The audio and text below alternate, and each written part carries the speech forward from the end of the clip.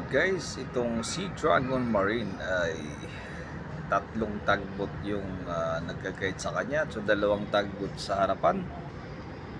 As you can see guys, two tugboats in front because it's a big tanker guys. So the other, see, the one is on the back. Super talagang laki itong si Dragon Marine guys. Super big. Look at that. So two tugboats yung naghatak sa kanya. See, pulled by two tugboats. Wow. OMG. Ayun na.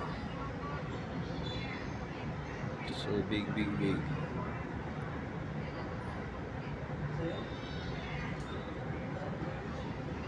Bilis naman tumakbo yung dalawang napakalakas talaga ng tugboat na yan, no? Inatak guys.